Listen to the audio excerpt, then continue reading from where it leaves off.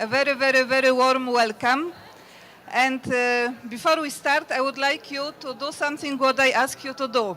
Please take one hand and put here, and your second hand put here.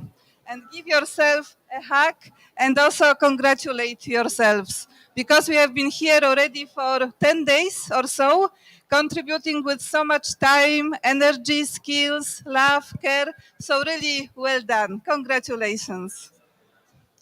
And our session right now is about feeding the future. So when shall we feed the future? The time is now.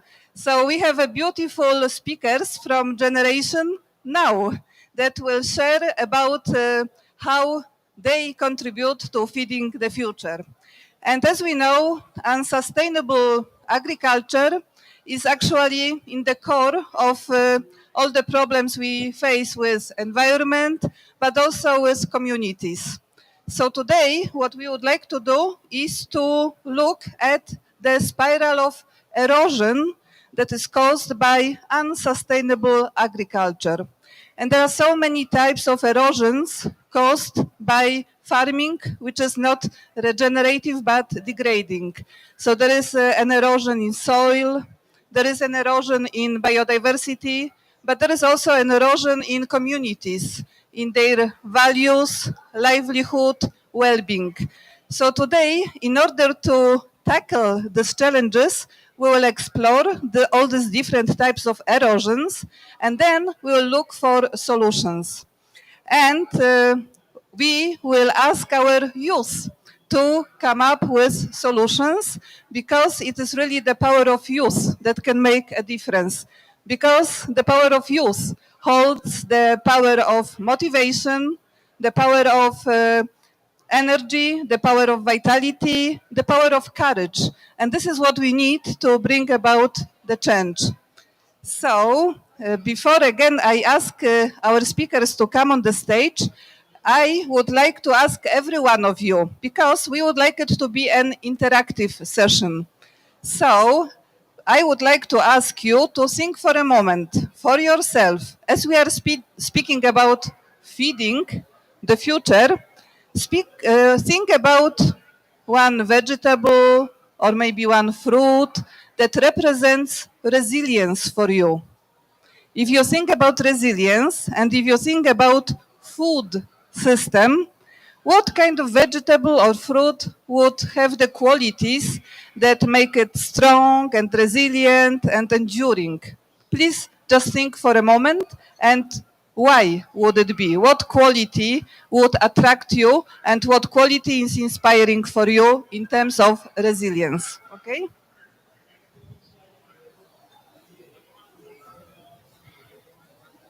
You have it? Anyone would like to share? Just one word. Which vegetable or fruit? Tomato. Okay. Wonderful. Why not? Thank you. Yes. Lentils. Lentils. Thank you. Anyone else? Dates? Yeah, dates. Thank you. Sweet potato. Okay, wonderful. Think about it, and I think it will also change your relationship with this vegetable or fruit. You will treat it with more appreciation and more respect and more care. Okay, so I would like to ask now Priyanka Patil, to come here and a little bit explain about this concept of spiral of erosion. Because in order to explore it, we shall understand what it is about. And it's important to have understanding so later on we can find proper solutions to tackle these challenges. So Priyanka, please come. Priyanka is the youth representative from the Brahma Kumaris. She is the regenerative gardener, and she is also the founder of Golden Era Eco Services. So Priyanka, please take us through the spiral of erosion, what it means and what we can do with it. Thank you. Namaste. Good afternoon. The aim of our today's activity is not just to understand the spiral of erosion, but turn the spiral of erosion into the spiral of abundance. But for understanding all these things, we need to understand what is erosion. And we all know erosion means degradation. And when we heard this word first, erosion, we came to know it's about the soil erosion or the water erosion or natural resources erosion. But when you look deeply, erosion happen at every single aspect of our life. Natural resources we know, but erosion of social structure, our relationship, our connection, our culture, everything is eroding, means it's degrading, and it's becoming more and more weakened, and it's not supporting to the life or aspects of life. And one more erosion I used to share with you, it's a personal capacity erosion, and I have witnessed it in many types of my own life. We can call it like health erosion of your physical health, or erosion of your mental health and your connection with mother nature. So these are all types of erosion, but I really want to take you onto a tour of erosion in my community, where we are working. It's from the Gujarat and Kutch district, which is the most arid district. And you can see from this video how the erosion is not just about soil, it's about your life, it's all about your connection, it's all about your uh, relationship with the your family and with your land. So I want to share with you this a forgotten song. Forgotten song. The title itself shows we have forgotten something, and something is becoming more and more weakened. And here, this is the story of one woman and the whole village. How it's like the social structure and health is weakening. So let's go.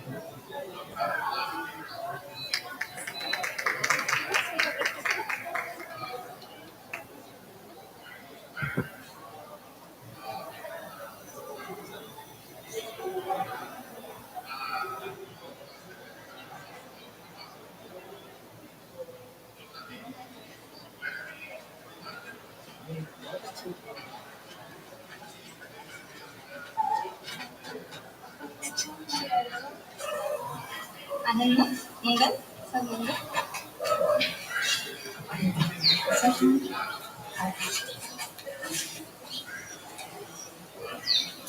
बस बस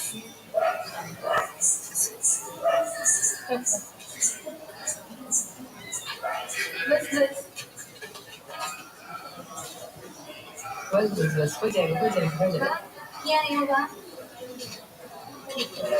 application अरे दवा ले आ गई थी कि जिंदा जाके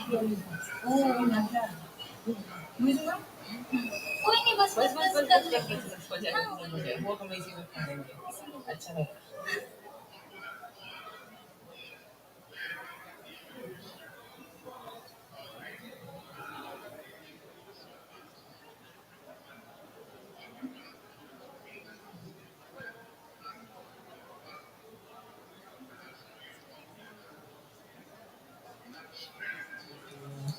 आप बहुत अच्छे हो हाँ सब मैंने ये बोला नहीं हाँ नहीं बोला नहीं बोला क्या बोली सवाल आती तो हाँ सब रहने आएंगे कल ऐसे बोला था आप वेट कर रहे थे ना हाँ कल आ जाएंगे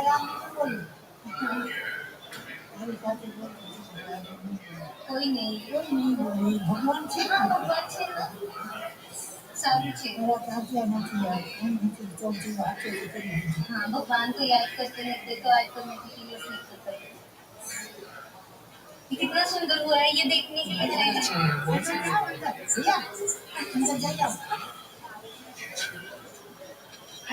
साथ नहीं जाना है भिंडी ले लूंगी कल नहीं कल सॉल्व ठीक है कल आपका ये फोटो ले देंगे फोटो इसमें बताना आपने कैसे कैसे लगाया ठीक है चलेगा अब चलो बहुत देर हो गई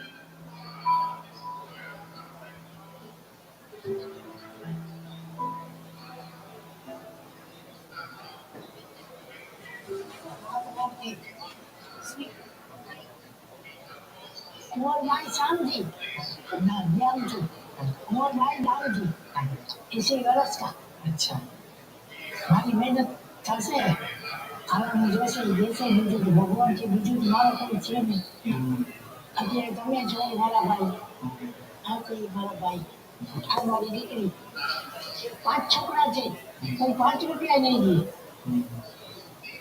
ક્યાં કરીએ ચાલો હા કરો ગામમાં જો એક દી ભીંડા લઈ આવું એક દી ચોરા લઈ આવું મજા આખા ગામમાં દઉં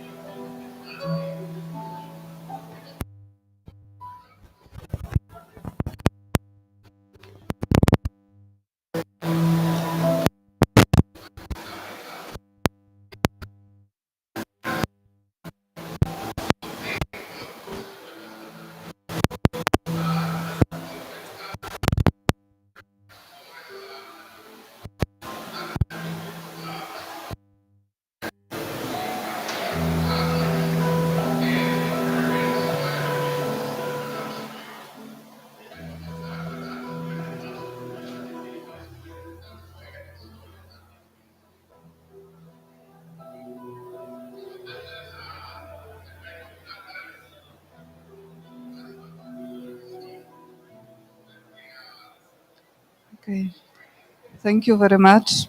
I think there were two stories in this one story. One story was the downward spiral of erosion of values, but there was a very powerful story of upward spiral of care, share, and inspiring us. So thank you for that. And now I would like to invite our young speakers or storytellers who will share their stories, their experiences, their insights on the erosion, but most of all also about the solutions that they have found, they have used. So please, Immaculate, please come and join us here on the stage. Amia, Bay, please come. Stopiko, please come. And Sidesh, also come and on the stage. And of course, Priyanka.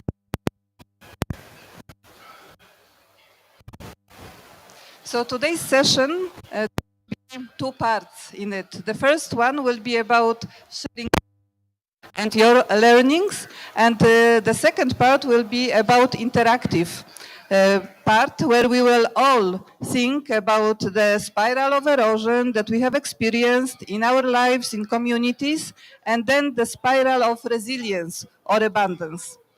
So, first of all, I would like to welcome you and thank you very much for coming and being with us. Thank you. Thank you.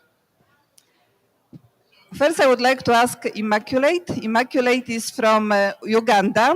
She is with the SINESA, which is Catholic Youth Network for Environmental Sustainability in Africa. And Immaculate works with different communities in that region. So I would like to ask you to share with us the challenges of youth and also the rural communities that you observe there and how they manage them. Please share your experience with us. Thank you. Um, like she says, I am Baba's Immaculate, a nurse that is passionate about Mother Earth. I joined SINESA last year in October, but what motivated me actually to join the organization is that there is a lot going on around us. We do not have control over certain things, but there are some things that we can control. Like um, in Uganda, we have issues like landslides. We have issues. Recently, we just had an issue of a rubbish field just in the city where it's eroded and covered up people's homes. That we have control over. We can do something. So I felt the move coming to me, and I'm like, there are things we can do, but we just choose to ignore. And because I work more with youth, I work more with youth, I interact more with youth. I told to myself I can't be the voice I do not have to lead my fellow youths to where they can easily open their eyes and see the challenge. And we ourselves are doing the same. We are having another nature, but we need to open our eyes to do something, take action. One of the challenges I have faced with the youth I have worked with is inconsistent. They are not consistent. We are in an era where you're working with youths who are maybe 25 and below or 30 and below. This is the age where someone is really energetic, actually admitted in very many things. So you find they're into music, they're into climate change, they're into, I don't know, whatever they're going to school for. So consistency. Someone is asking themselves, okay, yes, I'm in the climate space, but how do I gain from this? So it's a challenge, but we have tried to do. And the other thing is, um, when I was first, I had to cross to Kenya, where I got my. When I was crossing the border, an officer asked me when they were stamping my passport. He asked me, "Why are you coming to Kenya?" And I'm like, "I don't like that." tour. Like, I'm going to it's like, why? I'm like, a conference about climate, and he looks at me like, these people have brainwashed you. This has been the trend. Like, this has been the situation, and it's not going to change. But to me, from my experience, I feel like this is not how it has always been. When I was still young, the forest we have in East Africa is in Uganda. So it's cross it from the eastern part of Uganda to the central. So when I was still young, while crossing the forest, it used to be so dark and it used to be so dark, so cold. But right now, when you pass through the forest, it's actually very transparent. The trees have been cut down. And I don't want to sound so political, but if the forest has been sold to people who actually think the forest is useless. So, with that experience of a live example I see every day, and this happening me, these people are very much in you. I feel like that the youths right now are facing because maybe you're in a space where you do not fully understand what you're doing, but maybe you're inspired, and someone who is just full of bad energy gets close to you and they're like, what you're doing is not right. So the youths need a lot of awareness. Some of them are still ignorant about climate change or land restoration. The other issue I have found with the youths is that the economic crisis is everywhere. Now, because I am a nurse, this is an experience I face every day. I am a nurse, and it is said in the African context, the medics have money, which is not the case. Okay, to some. So you work with the youth, you work with them through journeys. You make, because we usually do school outreaches, you visit the communities, and someone literally comes and they think they're going to be funded. They think they're going to earn something from whatever they're doing. So the economic crisis is affecting the youth a lot, and I feel like awareness should be done. Um, we need a lot. We have a lot to do about um, emphasizing sustainable living. That yes, we are in the climate space, but what we do can earn us a living somehow.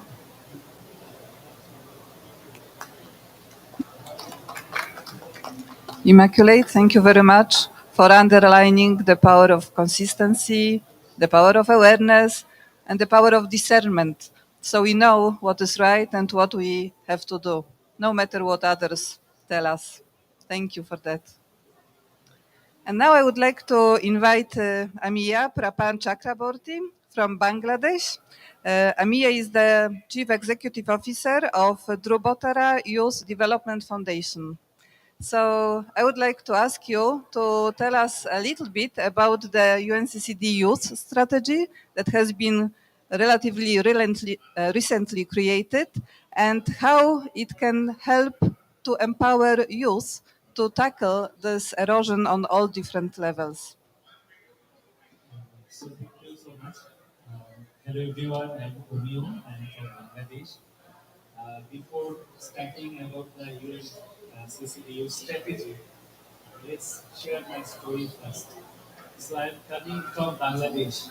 As you know that Bangladesh is a country of South Asia, and it is also a most climate victim country of South Asia.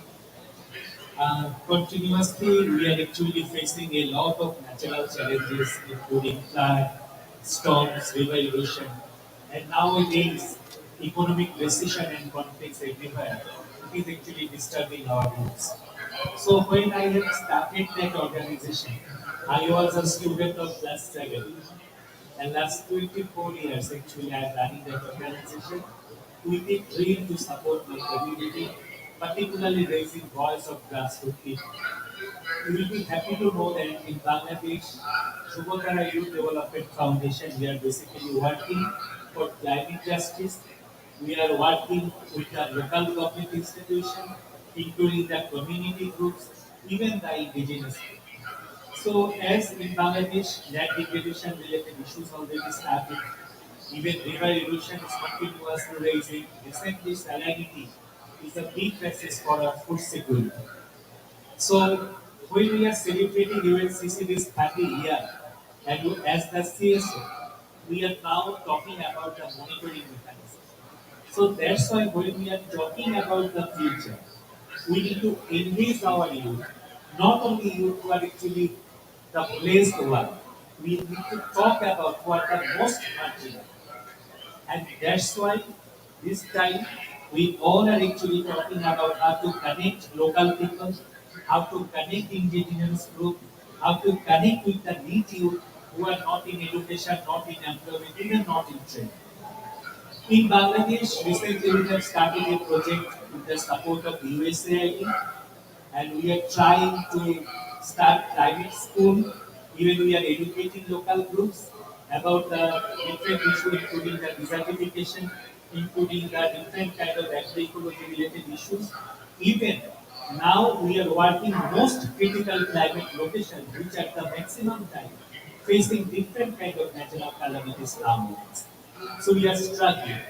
But the reality is, as my previous speaker already mentioned, that the economic issue is a big issue. Our youth are doing fantastic work in different countries. They are doing voluntary activities. But truly, when we are talking about localization, still our donor fund don't get it to the local level organization. That is a big challenge. If we want to really ensure our proper future with our the targeted uh, mandates, we need to focus more local level interventions. That's why community-led approaches and particularly youth-led action need to be think with a youth lens, which is very important nowadays. Let's talk about UNCCD youth strategy. I will be little bit bookish because it is just launched with couple of months before. But that is the also a proud moment that now UNCCD have a youth strategy in last COP15. Basically, parties have adopted a decision where UNCCD have actually think about making a strong strategy, how to effectively we can engage our youth. So in the youth strategy, particularly three pillar is very important. Number one, we already seeing that youth caucus is already working. Now we are also talking about capacity building of local level initiatives, particularly youth groups.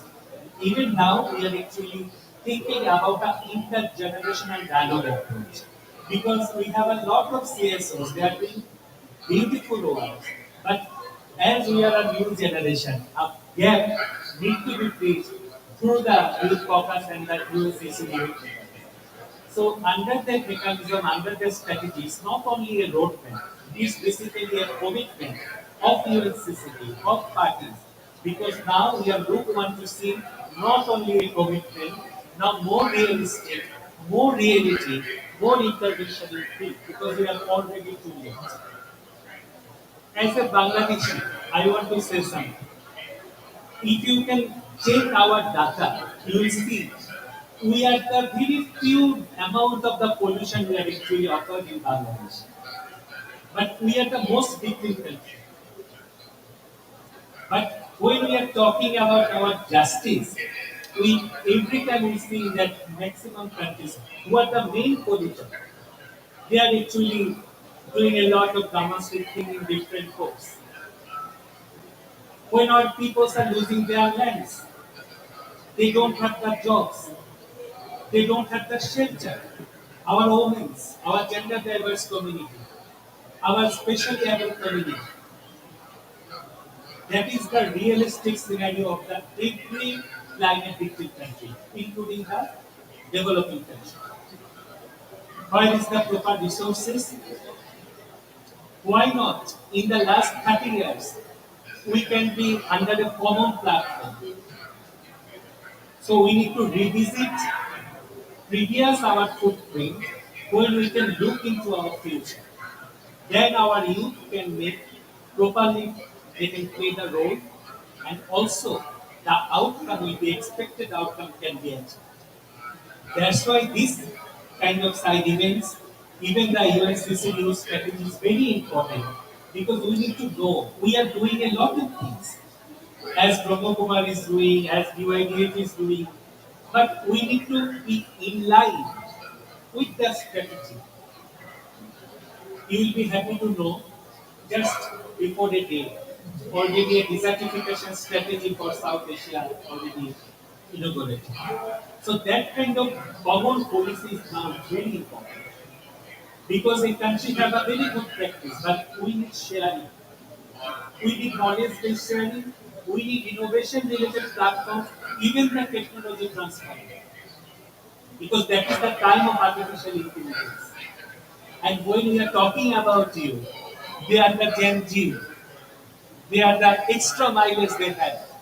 But they need mentoring from experienced CSOs like Brahma Kumaris. So that's why that kind of initiative and UNCCD strategy can play a very vital role if we can follow, even if we can make it more functional in day-to-day actions. So lastly, let's give up. We need to be very committed that we will work together. And also, I want to ask for global coalitions, sharing common resources, knowledge, including the technology. Otherwise, we cannot survive. And our people continuously cannot be deprived. They need justice. And land desertification, land degradation issues is also a human rights issue as well. We need to establish it, and that should be the main commitment of UNCCD COP16. And let's do advocacy. Continuously talk, and talk before the UNCCD COP17 in Mongolia. Let's build together, support our youth groups, support our youth-led organizations, including the grassroots level, community-based organization, particularly women-led intervention, which is very important because we all are well aware that women, children, these groups are very much victim of the different kind of climate-related issues. So let's work together, and I hope we'll be, if we can work together, definitely something changes. Thank you so much for arranging that event, and thank you, Dr. Thank you very much, Amia. Thank you for your persistency, for your endurance, for your courage, and for your insight at such a young age. And thank you for bringing the voice of marginalized communities here. And thank you for underlining the need for alignment, which brings the power of togetherness. Thank you for that. Now I would like to invite our dear Sopiko Babalashvili. She is from Georgia, and she is the member of CSO panel, and she represents Caucasus Environmental NGO network here. So Sopika also works with different communities in her region. So please, if you can share some of your personal experiences of different types of erosions that you have maybe faced in your life, and what is your learning out of that? How to overcome these different downward spirals and change them into upward ones, please.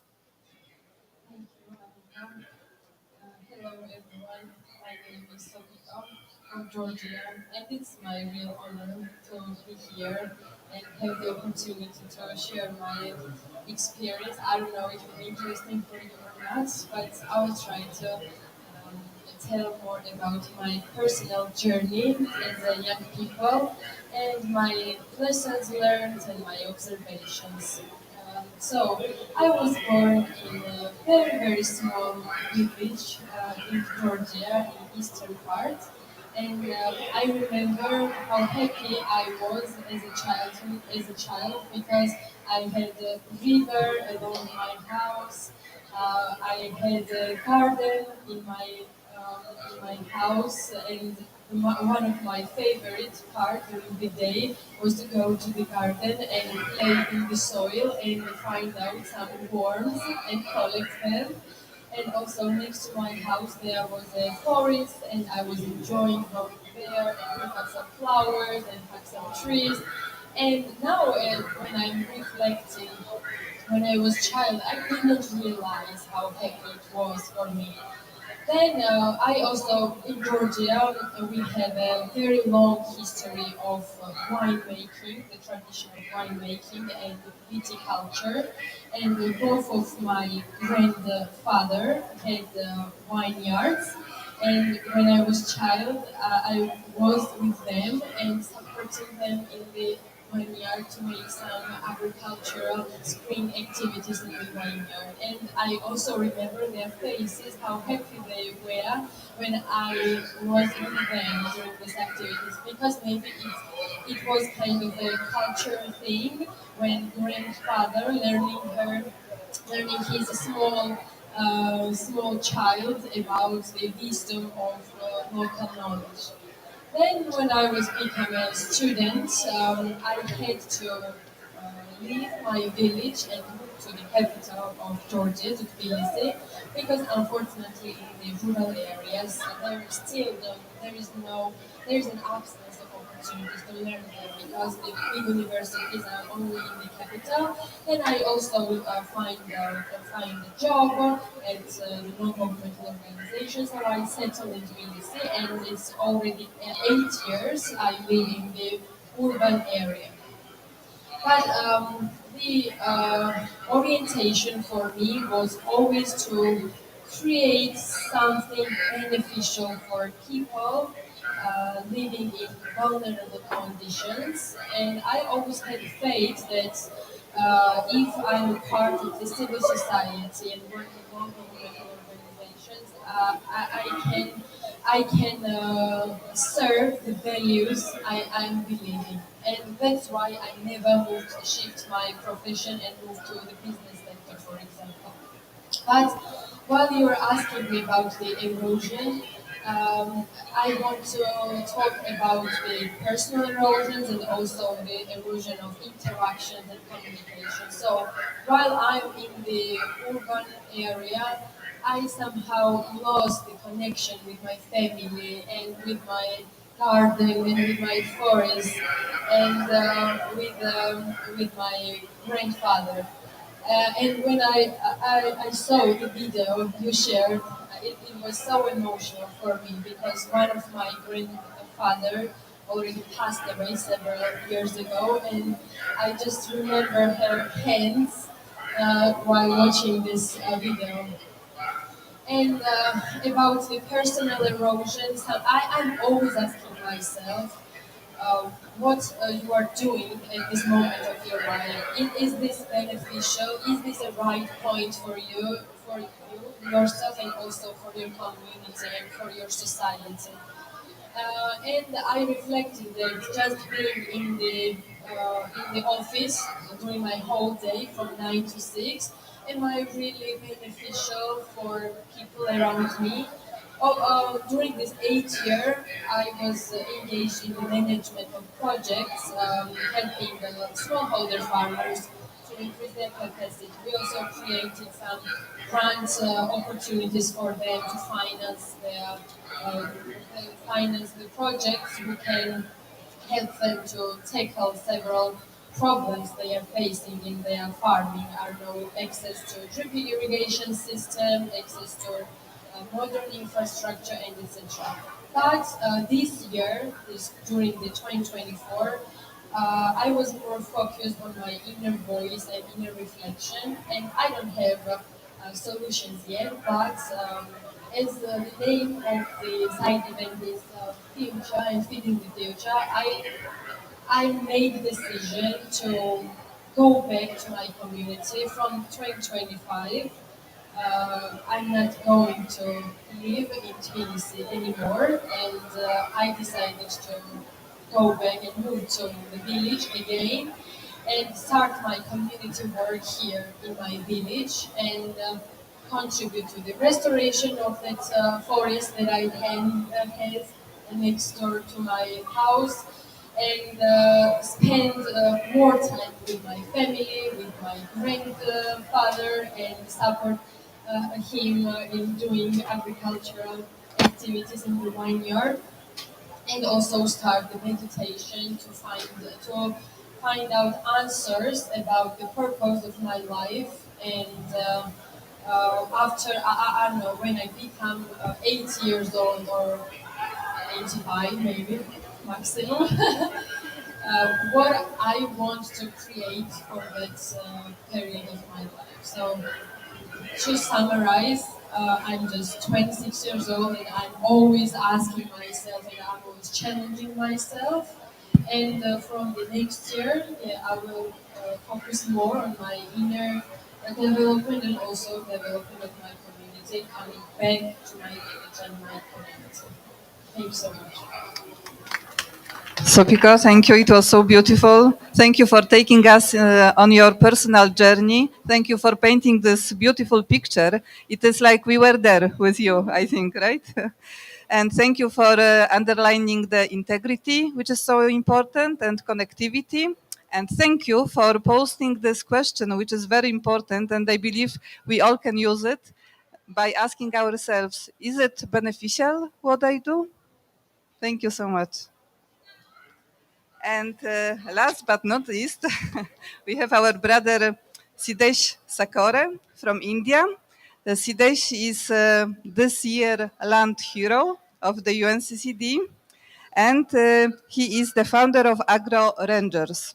So I would like to ask you, Sidesh, to just share your story, because you are a farmer, you come from this community, you work with marginalized farmers in rural India. So please share your observations, your experience, and your learnings. Thank you. Thank you so much. Very grateful for being here and allowing me to share the stories which is rooted in our soil. Well, I'm Sadesh. I'm a farmer from India. I'm also UNCCD land hero. Uh, I grew up in a very drought village in Maharashtra, and where I have witnessed how the drought conditions and the climate change actually destroying the livelihood of small and marginal farmers. Because growing up in a farming family, we like most of the community and their children has to suffer while taking the education, and I always wanted to find out what are the main root causes of this issue.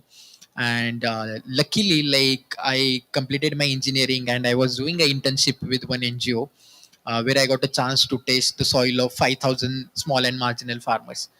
And when I came to know the result, it was really shocked me, because average carbon content in the soil was less than 0.5%. That means like our soil is about to die and we will not be able to grow any crops or anything on this land after 10 to 15 years. And it made me to think like why the soil has been degraded, and I started doing the research, the why the soil has been degraded and how it has been impacting the farmers and their families. I found out like the main reason of the soil degradation is the chemical farming practices, which has been uh, marketed by a lot of companies, and which in India, like, it is very intensive chemical farming practices which happens and which is degrading the soil quality. The another reason was the climate change is impacting very difficult, because we will have the drought conditions, we will have the heavy rain conditions, we will have the sleets, we will have the storm. Everything is going against the farmers and the crops. So how we can survive and how we can generate a sustainable income for the farmers without destroying our mother earth? And then I really became a passionate to solve this problem. I started doing the research, I started recording the documentation of the farmers who were farmer for last 60 and 70 years. So I interviewed more than 500 uh, farmers who are over the age of 60, and what was the practices which was being followed in their time, was there any climate change event was happening, and very insightful things I got from those discussions and those interviews. Like there were a drought condition which was happening in the villages, but the farmers had a very resilient cropping system which was surviving them to having the sustainable food throughout the year. So I documented all this traditional knowledge, and then we integrated with the new designing approach with the technologies, and now we have designed a model which works without having any chemicals, without using any chemicals on the farmland. And then we suggest the farmers right cropping patterns with the trees and crops together. We call it as agroforestry. I mean, if you have ever been into the forest, you can see there are multiple number of trees, crops, shrubs, climbers, everything going together. Nobody adds any manure or chemicals to the forest, right? So how does it work? How these crops are so healthy? So it works with a symbiotic relationship, and we are trying to bring that symbiotic relationship in the farming by planting trees and crops together, which is actually improving the soil quality of the farmlands, and which is also generating a sustainable income to the farmers. When we were doing the more research, we found out like this 1 acre of agroforestry is actually sequestering 10 to 15 tons of carbon in that farmland annually.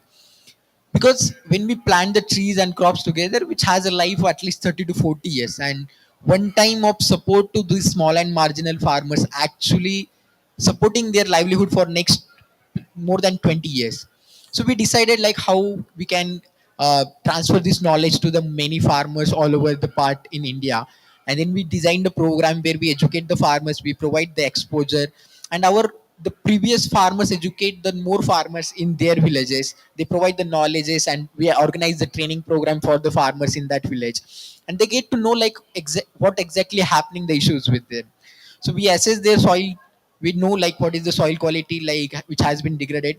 Then we design the right cropping pattern, we support in the implementation by providing the saplings, drip irrigation system, composting, biofertilizer, and market linkages.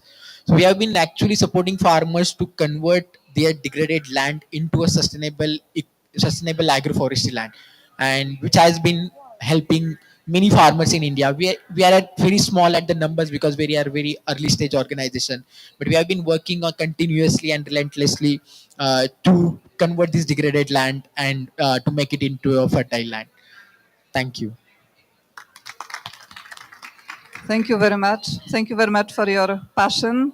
Thank you very much for your knowledge, for your diligence, for the research you have done, for the sharing of knowledge that you do, and for all these beautiful solutions you bring. And thank you also for reminding us about the need and importance of symbiotic relationship.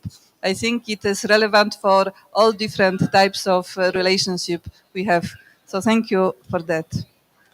And now, before we finish this part of our session, I'd like to ask you to tell us what fruit or vegetable you have selected as a symbol of resilience and why, but with just one sentence, Yeah, please. I chose lentils because they are very drought resilient and they have very high calories, and also can be a option, alternative option of meat. So, a lot of advantages. Thank you. Amia, hi. I have thought about the tomato Yes. because it is very favorite to me and it is make you more lively always. Ah, And it is basically adding extra value in your every food. yes. So that's Yes. why. Yes, wonderful. Thank you. Immaculate, please. This is a very important question because, Yes. as Vanessa, um, we choose fruit trees over the rest. Mm, So for me, yes. I choose mango. Ah, yes. Why? Yes. They are so sweet. Yes. That's one.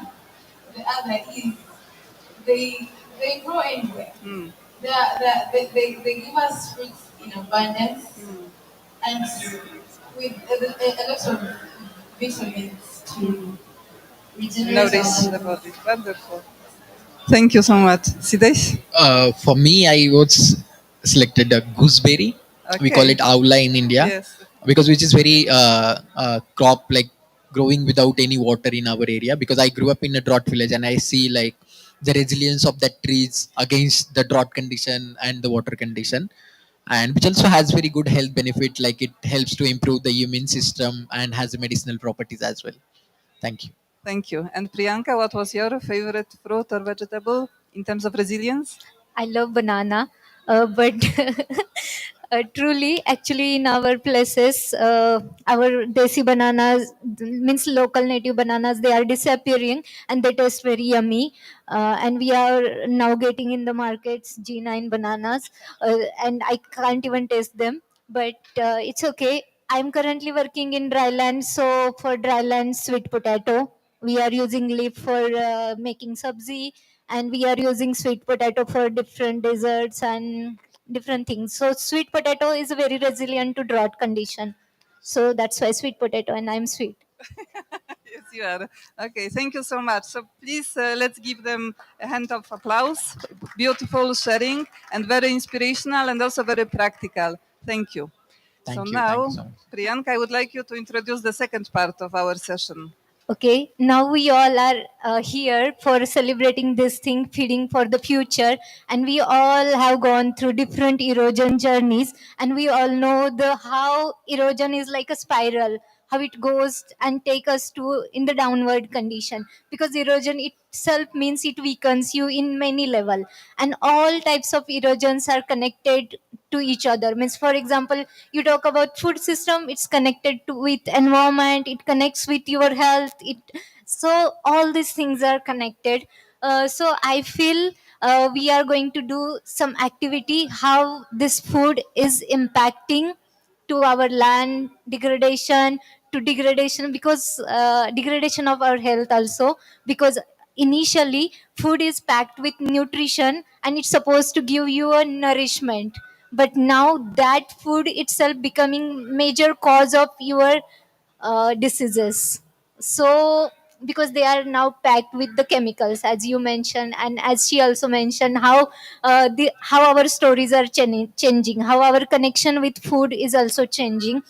Because when I see my plate and when I used to hear the stories of my grandma's plate, it's totally changed. They used to have different type of millets and vegetables and colors in their plate, but now we are like full of rice, wheat and corns in every single thing. So this is the thing. So I want you all, or I want all of us to go back and see what are the challenges today I am facing with my food.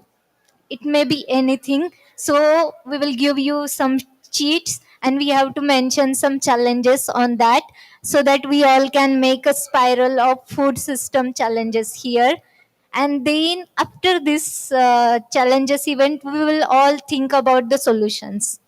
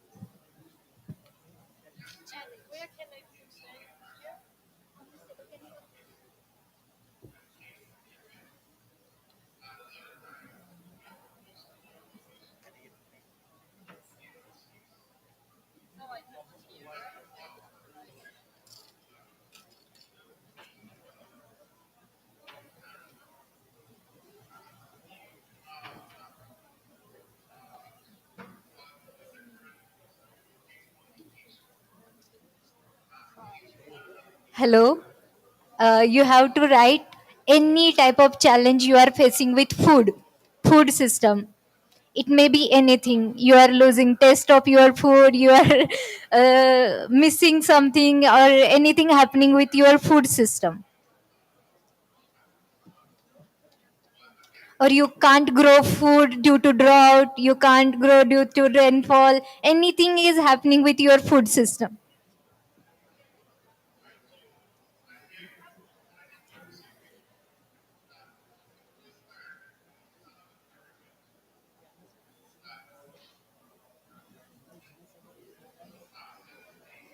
And if you can't write, you can draw as well. We have colorful pencils.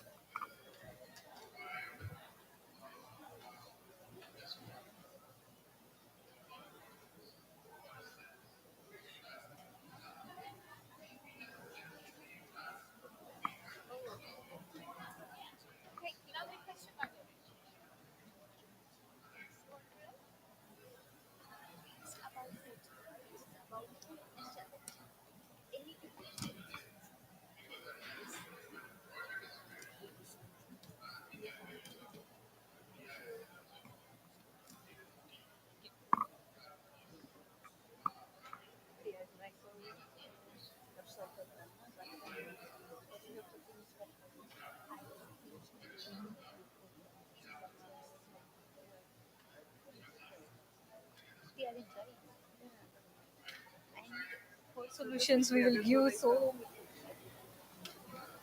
maybe we can also write.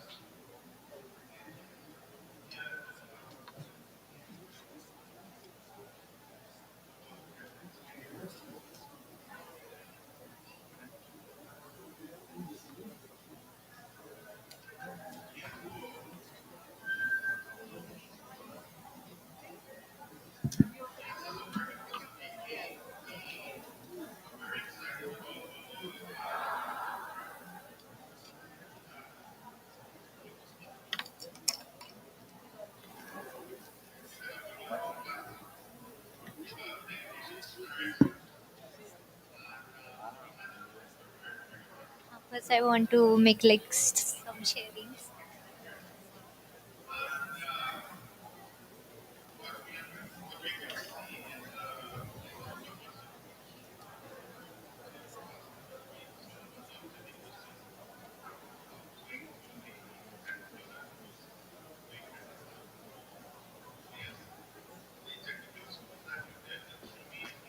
Wow. You want to share? Yeah. My answer, you mean? Yeah. Okay, sure. So I live in the UAE and they don't have a lot of natural produce, right? So I have to rely on the frozen food or everything. So this is coming from someone who's a homemaker. Yeah. So there are too many qualities. Like you said, my favorite is banana as well. But the fruit looks beautiful and big and has zero taste in it. That's number one. It's becoming overly expensive. And if I ever go for a chemical free food like organic produce, it becomes overpricey. So I think those are three of my challenges, if you can do anything about it. Yeah. David?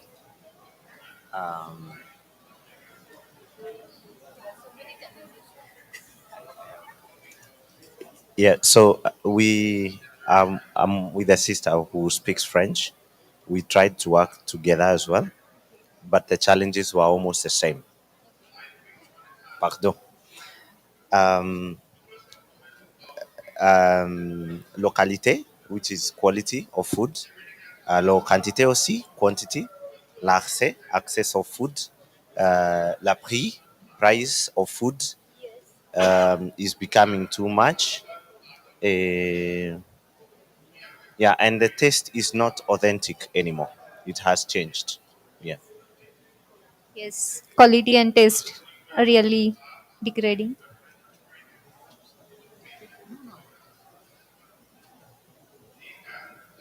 Grace, you want to share?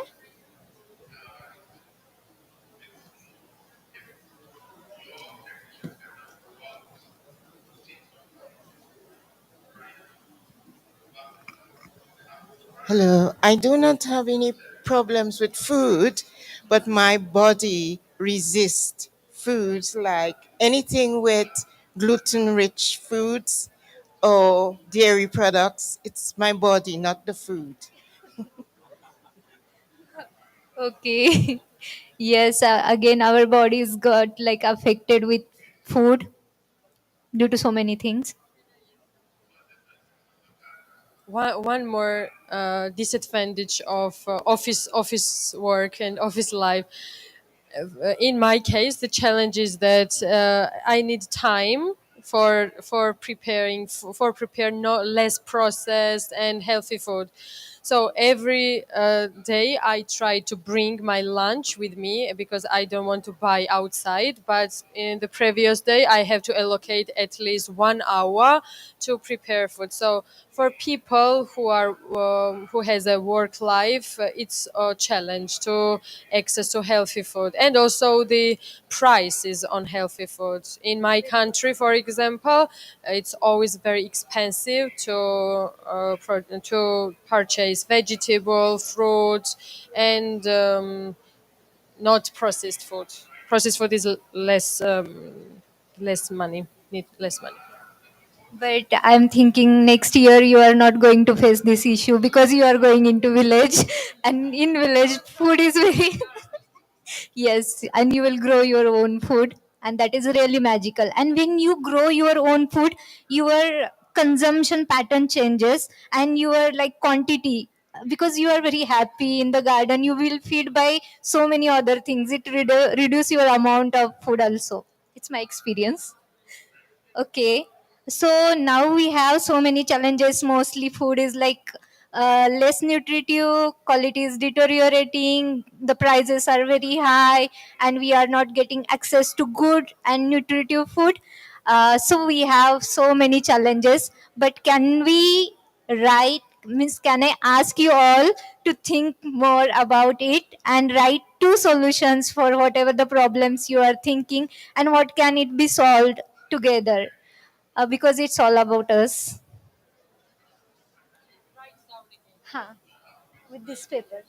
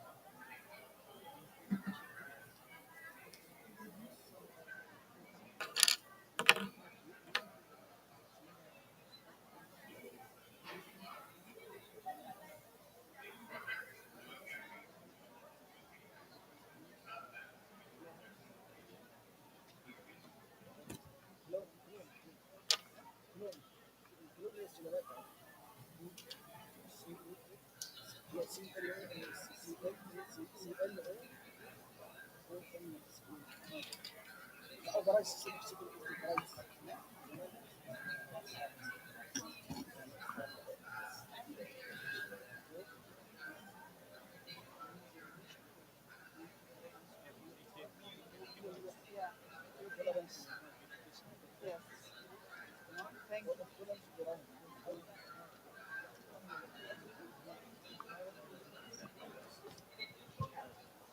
we put around the solutions. We can put it outside.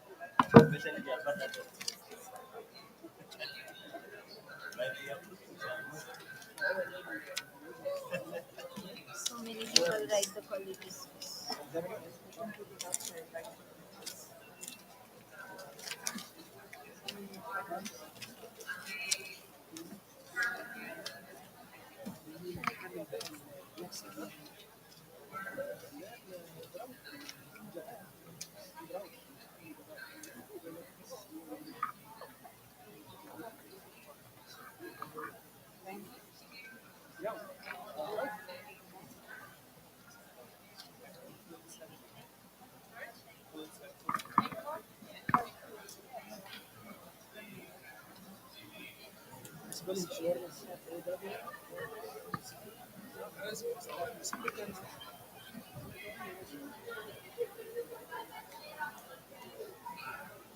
Sir, can you share, please? Uh, my challenge for is food Challenge or solution? for food Solution. solution or challenge What you can tell. for food waste, and Yes. the I think the solution more awareness for people for this food. Thank you. Thank you.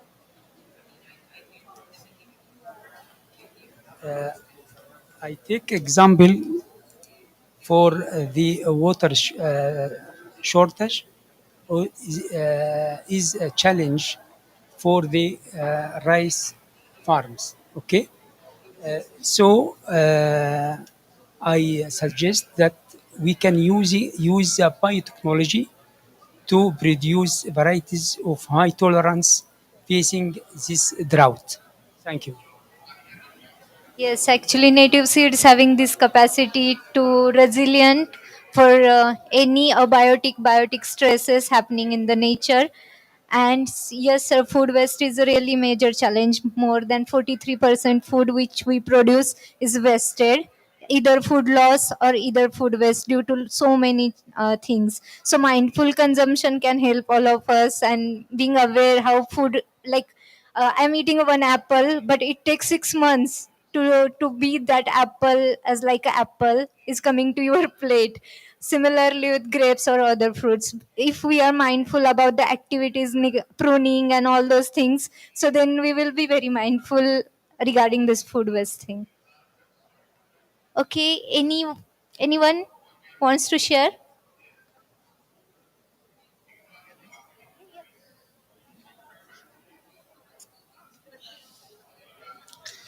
So I want to share three things basically as the solution.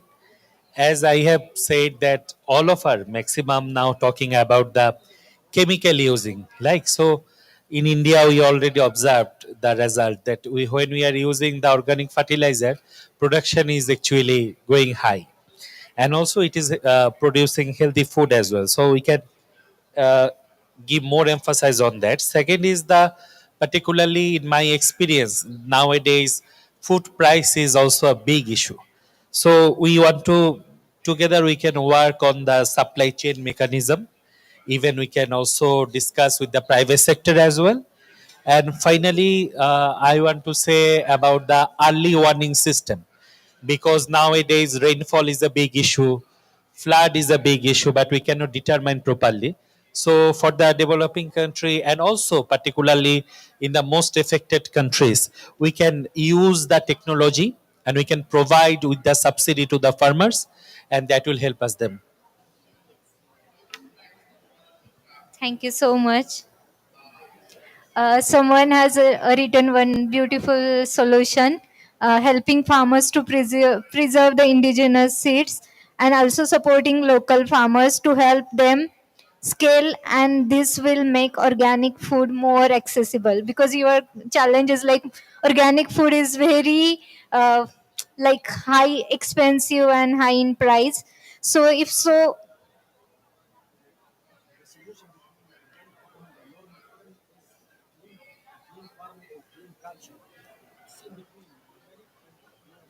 Yes, actually.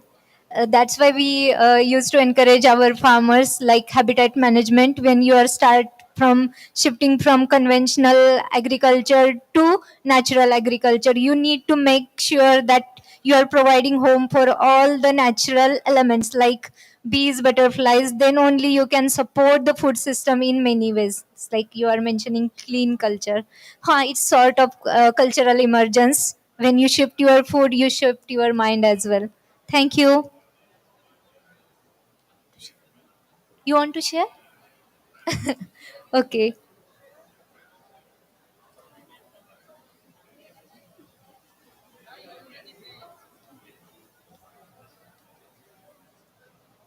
Thank you so much. My name is Mariette Diauma from Uganda.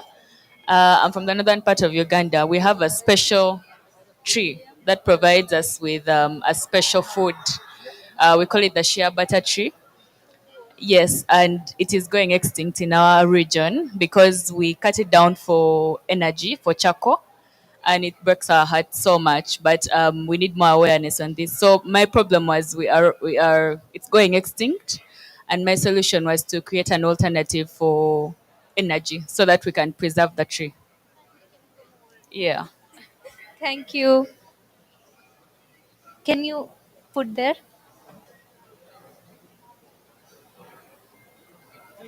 Thank you so much for being here with us. I'm from Egypt. Okay. Yeah. Come. Yes, thank you.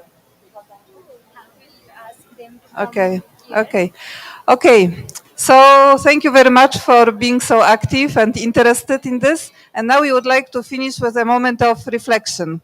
And we would like to do it in a bit different way. We would like to ask all of you to come and stand around this beautiful round table that we have created. So we have all these different challenges inside, but all around there are very beautiful and effective solutions. So let us stand here and we can hold our hands if we wish to. And once please click this, we have so many beautiful solutions from all of us, and we can solve all the garden, all the problems of food system with our garden. So let's grow together.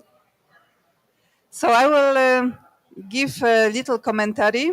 I will propose some words to follow so you can do it. So together, collectively, we can create a beautiful, uplifting atmosphere that will take us upwards, in the spiral upwards. So you can close your eyes or you can put them, you can look at this beautiful table that is inside and inhale. Take a deep breath in, hold it and exhale. And one more time. Inhale peace. Exhale gratitude. And together, as we stand in the circle, it is as we were a forest of well being, a forest of abundance. We hold our hands just as the roots intertwined and support each other. Holding hands, we can sense, we can feel the unity, the interconnectedness, and the mutual support. Together, we can make a change. Together, we can co-create a resilient, thriving, beautiful future for all of us. As we have been on this journey of spiral downward, the spiral of erosion, we experienced how it is to lose, to disconnect, to degrade. But from this journey, something beautiful emerged. A beautiful, powerful flower of life. So now let me imagine the flower of life in the center of our forest. This flower of life is protected, is nourished by all of us. And as I think about this flower of life, I can feel it in me, within. So now, for a moment, let me go within and experience my flower of life. I go deeper and deeper, and I reach the center of the flower, the center of awareness, my true self. And as I think about the flower, I can see beautiful petals growing from the center. One petal is peace. I feel peace within me, original peace.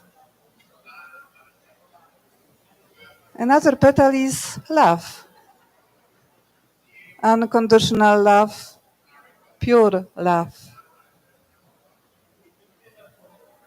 Another one, it's joy, my true joy of understanding who I am and with whom I am. Peace, love, and joy combine, make me powerful, so I can go upwards. I go upwards, and as I go upper and upper, on higher and higher layers of this spiral, I grow. My peace grows, my love becomes stronger, and my joy emerges. I blossom. I blossom from within, from inside out, and it can be seen on my face, in my connections, in my relations. I am this beautiful flower of life, and I spread the fragrance of peace, love, and joy wherever I am. So now, in this awareness, let me come back to this beautiful forest of resilience, forest of abundance that we together co-create on the foundation of my own peace, love, and joy. I am a peaceful and powerful being.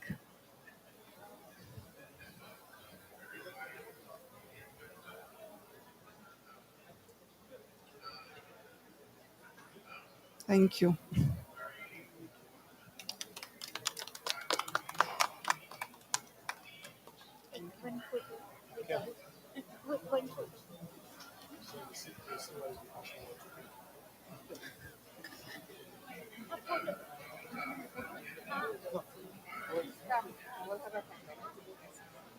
Yes, maybe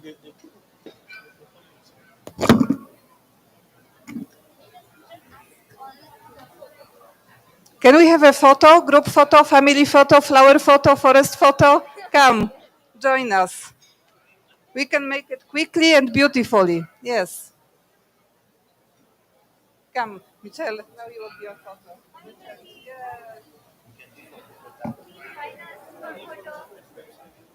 Yes. Come join us for a photo. Brother, you also come.